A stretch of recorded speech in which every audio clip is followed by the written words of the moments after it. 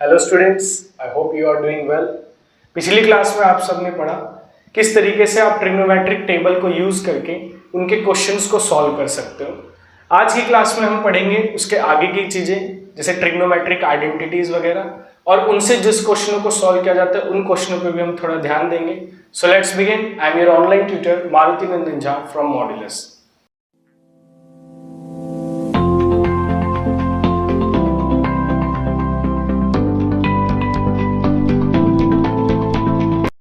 देखो, trigonometric identities की बात करते हैं पहले। अभी हम क्योंकि बेसिक ट्रिग्नोमेट्री पढ़ रहे हैं तो अभी हम मेनली जो है वो 3 ट्रिग्नोमेट्रिक आइडेंटिटीज पर ध्यान देंगे जो आपको 10th क्लास लेवल तक पूछी जाती है। इसमें आपका आता है, पहला जो आता है आपका वो आता है sine square theta plus cos square theta is equals to 1। मतलब sine square theta, sine theta की कोई वैल्यू स्क्वायर में है और कॉस की थीटा की कोई वैल्यू स्क्वायर में है। इसमें ध्यान देने वाली बात यह कि दोनों का थीटा सेम होना चाहिए। अगर यहाँ पर थीटा आपका साइन का कुछ और है और कॉस का थीटा कुछ और है तब आप इस आइडेंटिटी को यूज नहीं कर सकते। ये आइडेंटिटीज जब यूज हो सकती है जब आपका दोनों ट्रिग्नोमेट्रिक रेशियो की जो आइडेंटिटी जो एंगल्स है वो सेम होनी चाहिए। दूसरा फॉर्मूला हम जो इसमें यूज करते हैं वो आता है sec square theta is equals to 1 plus tan square theta. ठीक है। और थर्ड जो आपका ट्रिग्नोमेट्रिक आइडेंटिटी आती है वो आती है cosec square theta is equals to 1 plus cot square theta. ये मेन 3 ट्रिग्नोमेट्रिक आइडेंटिटीज है। इससे आप बाकी की ट्रिग्नोमेट्रिक आइडेंटिटीज भी चाहो तो बना सकते हो। जैसे साइन स्क्वायर थीटा की यहां से अगर मैं वैल्यू निकालूं तो ये आ जाएगा is equals to 1 minus cos square theta. Cos square theta उधर जाके माइनस हो जाएगा। इसके आगे की बात करें तो कॉस स्क्वायर थीटा की वैल्यू हो जाएगी 1 माइनस साइन स्क्वायर थीटा। फिर आप बात करो टेन स्क्वायर थीटा की तो टेन स्क्वायर थीटा की वैल्यू हो जाएगी सेक स्क्वायर थीटा माइनस 1। फिर आप बात करो sec square theta minus tan square theta की, sec square theta minus tan square theta की तो इसकी वैल्यू हो जाएगी 1। फिर यहाँ पे आओ तो कॉसेक कॉट स्क्वायर थीटा की वैल्यू होती है कॉसेक स्क्वायर थीटा माइनस 1।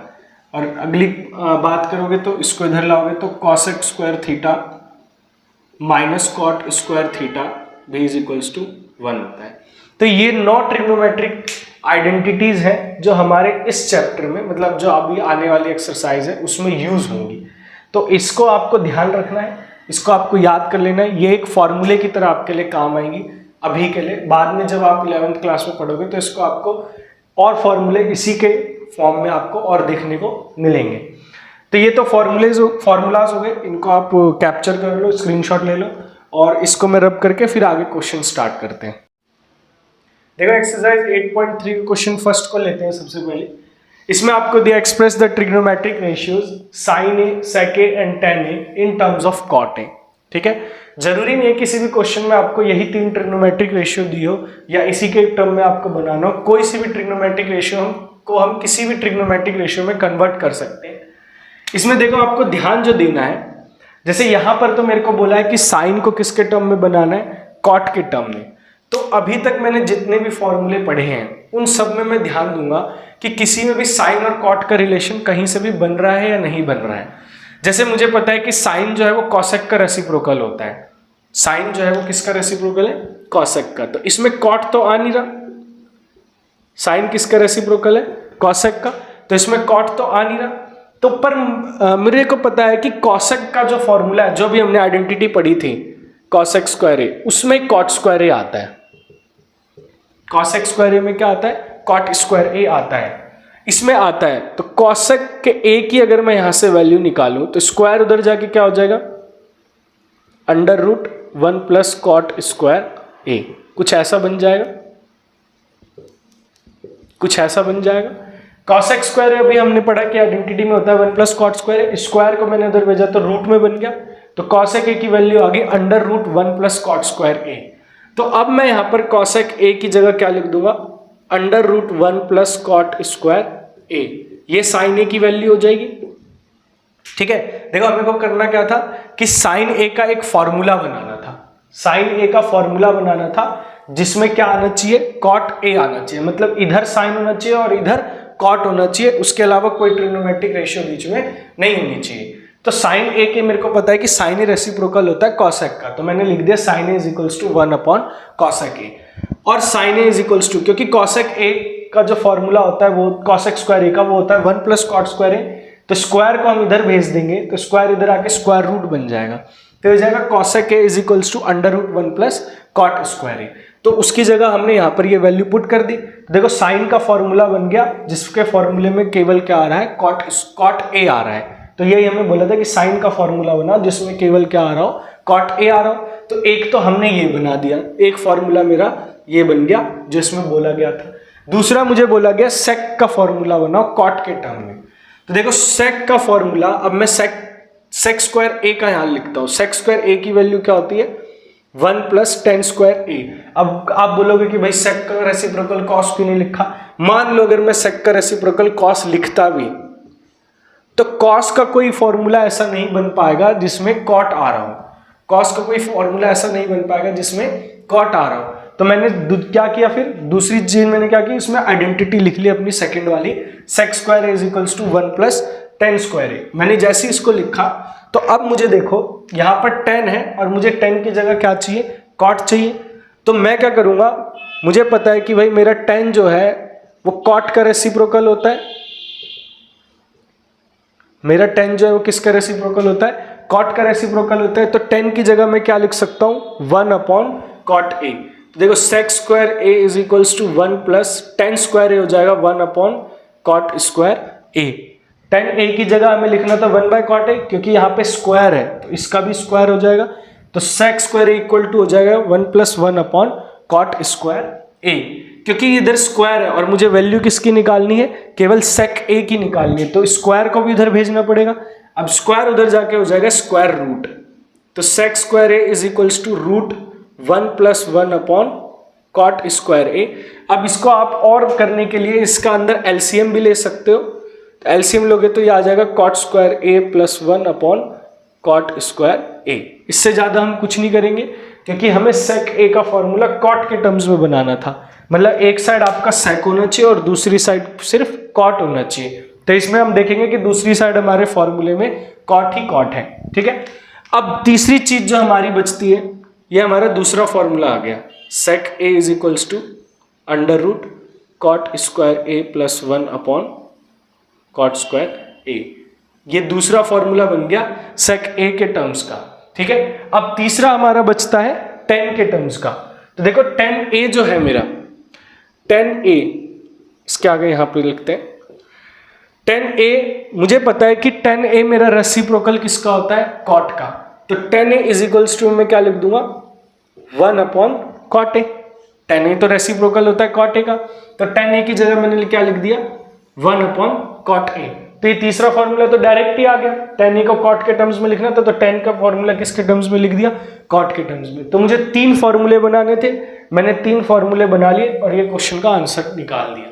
तो अब बढ़ते हैं आगे के क्वेश्चन के लिए। अब देखो इसमें जो आप सेकंड क्वेश्चन करोगे, सेकंड क्वेश्चन आपका सेम है, उसमें भी आपको ट्रिग्नोमेट्रिक रेशियोज को किसी और ट्रिग्नोमेट्रिक रेशियो के टर्म्स में बदलना है, तो वो आप खुद से करने की कोशिश करना।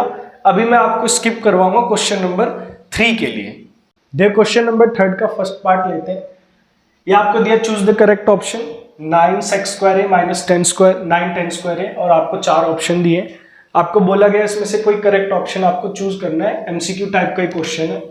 तो आपको क्वेश्चन जो दिया है पहले वो लिख लेते हैं, 9 sec square A minus 10 square A. तो हमें क्या करना है, हमें इस क्वेश्चन को सॉल्व करना है।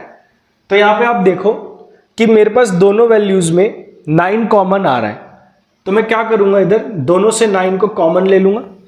तो यहाँ मेरे पास जो भी बच गया उसको एक ब्रैकेट में लिख लेंगे। जैसे यहाँ से 9 मैंने बाहर ले लिया है, तो यहाँ बच गया मेरे पास सेक स्क्वायर ए।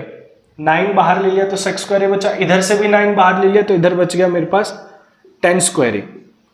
तो जो हमने आइडेंटिटीज पढ़ी थी उसमें आपके पास एक आइडेंटिटी थी, sec square A is equals to 1 plus 10 square A.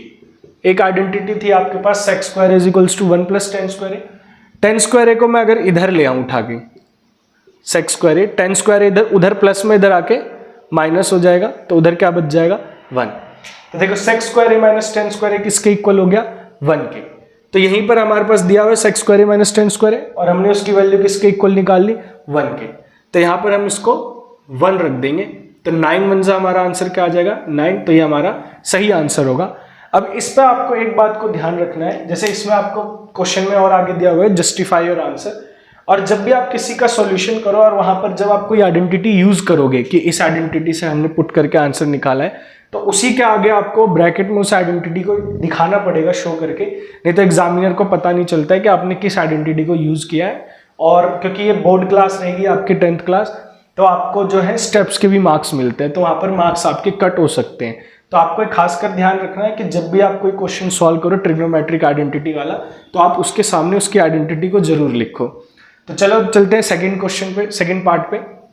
तो देखो सेकंड पार्ट में आपको बोला गया है 1 + tan theta + sec theta 1 + cot theta - cosec theta की वैल्यू आपको फाइंड करनी है। देखो जब भी ऐसा क्वेश्चन आए जहां पर आपको साइन और कॉस के टर्म्स में वैल्यू नहीं दी है और आपको प्रूव करने बोला जाए या फिर आपको उसको सॉल्व करने बोला जाए, तो आपका जो सबसे पहला स्टेप होना चाहिए उस क्वेश्चन में सॉल्व करने का, चाहे आपको कोई भी ट्रिग्नोमेट्रिक रेशियो दिया हो, वो आपको साइन और कॉस में चेंज करना पड़ेगा पहले। इससे क्या होगा, आपका क्वेश्चन जो होगा वो थोड़ा सा इजी बन जाएगा। तो यहां पर आपको देखो दिया है 1 + tan थीटा + sec थीटा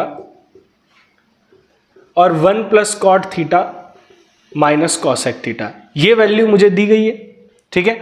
अब इसमें क्योंकि मेरे पास साइन और कॉस नहीं है, तो मेरे को ट्रिग्नोमेट्रिक रेशियो को साइन और कॉस में चेंज करना पड़ेगा। तो यहां पर आप देखोगे कि 1 है। अब tan थीटा क्या होता है, तो tan थीटा हमने पढ़ा था कि tan जो होता है वो साइन अपॉन कॉस का रेसिप्रोकल होता है, sine theta upon cos theta. tan theta जो होता है वो साइन और कॉस का रेशियो होता है, तो tan की जगह हमने क्या लिख दिया, साइन अपॉन कॉस। ऐसी sec की जगह क्या लिखेंगे, तो sec हमारा रेसिप्रोकल होता है 1 अपॉन कॉस का, तो sec की जगह मैंने 1 अपॉन कॉस लिख दिया। सेम इसी ब्रैकेट में आते हैं, देखो cot जो है वो tan का रेसिप्रोकल होता है, और tan क्या है, साइन अपॉन कॉस, तो cot उसका रेसिप्रोकल होगा, तो साइन अपॉन कॉस का रेसिप्रोकल हो जाएगा कॉस अपॉन साइन, और cosec जो होता है वो साइन का रेसिप्रोकल होता है, तो इसकी जगह हम लिख देंगे 1 अपॉन साइन। इतना करने के बाद आपको लेना पड़ेगा अब एलसीएम, ठीक है। इस ब्रैकेट को अलग सॉल्व करना है पहले, इस ब्रैकेट को उस ब्रैकेट को अलग सॉल्व करेंगे। तो मैंने क्या किया, देखो नीचे कॉस थीटा है तो एलसीएम में कॉस थीटा ही आएगा, जो नीचे कॉस थीटा है वही एलसीएम में आएगा। तो यहां पर आप एलसीएम लोगे तो कॉस 1 कॉस हो जाएगा प्लस साइन थीटा प्लस 1 आएगा। ये मैंने एलसीएम ले लिया। एलसीएम आपको कैसे लेना है, नीचे जो भी रहेगा अगर सेम है तो ठीक है, वही आपका एलसीएम हो जाएगा। अगर अलग अलग हुआ तो आपको वही जो आपका पुराना मेथड है, नीचे मल्टीप्लाई फिर क्रॉस मल्टीप्लाई, उसी मेथड को आपको फॉलो करके चलना है। क्योंकि यहाँ मेरा नीचे सेम वैल्यू थी, कॉस थी, तो मेरा कॉस एलसीएम आ गया। इस 1 के नीचे कुछ नहीं था तो मैं 1 मान लेता हूँ, तो 1 × कॉस कॉस होता है, कॉस 1 कॉस हो जाएगा, बाकी सब एज इट इज रहेंगे क्योंकि इनके नीचे कॉस ऑलरेडी है। सेम प्रोसीजर अगर मैं यहाँ फॉलो करूँ तो यहाँ पर भी मेरे पास साइन है, तो मेरे पास साइन ही एलसीएम रहेगा। फिर वही साइन 1 क्या होता है, साइन, और क्योंकि इसके नीचे ऑलरेडी एक साइन है तो मैं इसको cos -1 एज इट इज लिख दूंगा। इतना करने के बाद आपको क्या करना है, ऊपर वाले को ऊपर से मल्टीप्लाई करना है, नीचे वाले को नीचे से मल्टीप्लाई कर देना है, ठीक है। ऊपर वाले को ऊपर से मल्टीप्लाई कर देना है, नीचे वाले को नीचे से। तो देखो यहाँ पर cos है, पहले इस cos को मैं इन तीनों से मल्टीप्लाई कर देता हूं, तो cos × sine, cos theta dot sine theta, cos theta plus cos theta को मल्टीप्लाई करोगे तो cos स्क्वायर थीटा हो जाएगा। फिर cos थीटा को -1 से करोगे तो माइनस cos थीटा हो जाएगा। मैंने क्या किया, पहले इस cos थीटा को इन तीनों से मल्टीप्लाई कर दिया। cos थीटा को इन तीनों से मल्टीप्लाई करने के बाद अब sin थीटा को तीनों से मल्टीप्लाई करोगे तो ये हो जाएगा आपके पास sin × sine, sine square, sin × cos plus sine theta dot cos theta, फिर साइन थीटा इंटू -1, तो ये आपका आ जाएगा माइनस साइन थीटा। इतना करने के बाद अब 1 को इससे मल्टीप्लाई करोगे तीनों से, तो 1 × साइन, साइन, 1 × कॉस, कॉस, और 1 × 1 -1 हो जाएगा। ये मेरी वैल्यूज आ गई इन सबको मल्टीप्लाई करके। अब नीचे वैल्यूज क्या थी, cos theta dot sine theta, तो नीचे मैं एज इट इज लिख दूंगा cos theta dot sine theta. इतना करने के बाद अब यहां पर देखो आप, यहां पर आपके पास cos theta dot sine theta एक बार ये रहा और एक बार ये रहा, दो बार आपके पास cos theta dot sine theta है। तो मैं यहां लिख देता हूं 2 cos theta dot sine theta, क्योंकि मेरे पास दो है, cos theta dot sine theta, cos theta dot sine theta दो बार है, तो मैंने लिख दिया 2 cos theta dot sine theta. तो ये मेरा हो गया कंप्लीट। अब यहां पर आओ cos स्क्वायर थीटा, तो और कोई cos स्क्वायर थीटा है नहीं, तो इसको लिख देंगे cos स्क्वायर थीटा। तो ये भी मेरा कंप्लीट हो गया। अब ये है माइनस cos थीटा और ये रहा आपके पास प्लस cos थीटा। तो देखो माइनस cos थीटा से प्लस cos थीटा कैंसिल हो जाएगा। अब आपके पास बचेगा साइन स्क्वायर थीटा, तो इसको भी हमने लिख दिया साइन स्क्वायर थीटा। अब आपके पास बचेगा माइनस साइन थीटा और प्लस साइन थीटा, तो ये भी कैंसिल होगा और एक बच गया -1, तो इधर लास्ट में लिख देंगे -1। और डिनोमिनेटर में हमारे पास था cos theta dot sine theta. अब यहां देखो ऊपर हमारे पास बच गया 2 cos theta sine theta plus cos square theta plus sign square theta और माइनस में 1, ठीक है। इसके बाद नीचे मेरे पास बच गया cos theta dot sine theta. अब यहां पर आप देखोगे तो ऊपर आपके पास एक आइडेंटिटी बन रही है cos square theta plus sign square theta. तो हमने पढ़ा था कि भाई cos square theta plus sign square theta जो आइडेंटिटी होती है वो किसके इक्वल होती है, 1 के। चाहे साइन को पहले लिख लो चाहे cos को पहले लिख लो, आइडेंटिटी इक्वल टू 1 में रहेगा, क्योंकि प्लस में जो उसका आगे पीछे जो नंबर्स होते हैं उनकी कोई वैल्यू नहीं होती, मतलब आगे पीछे आप उन डिजिट्स को लिख सकते हो, प्लस करके आंसर तो सेम ही आएगा। तो cos square theta plus sign square theta की जगह मैं लिख दूंगा 1, इसकी जगह मैंने 1 लिख दिया, -1 पीछे था ही, नीचे बच जाएगा cos theta dot sine theta. अब यहां देखो 1 से -1 कट गया, अब मेरे पास बच गया 2 cos थीटा साइन थीटा, नीचे बच गया cos theta dot sine theta. तो cos थीटा से cos थीटा कट गया, साइन थीटा से साइन थीटा कट गया, अब मेरे पास आंसर बच गया 2। तो सॉल्व करने के बाद मेरे पास क्या आंसर बचेगा, 2 आंसर बचेगा। तो इस देखो सिंपल तरीका था। सिंपल क्यों था, क्योंकि आपको इनको मल्टीप्लाई मैंने नहीं करवाया, इनको अगर आप मल्टीप्लाई करते तो आपको बाद में समझ ही नहीं आता कि आप करना क्या है। तो हमने सबसे पहले क्या किया, जो भी आपके पास वैल्यूज दी थी ट्रिग्नोमेट्रिक रेशियो थी, आप उनको साइन और कॉस में चेंज करोगे। साइन और कॉस में चेंज करने के बाद आप उनको एलसीएम लेके धीरे धीरे जैसे जैसे सॉल्व करते जाओगे आपका आंसर मिलता जाएगा और फाइनल आंसर आपको आपका 2 मिल जाएगा। क्लियर है? तो इसको नोट करो।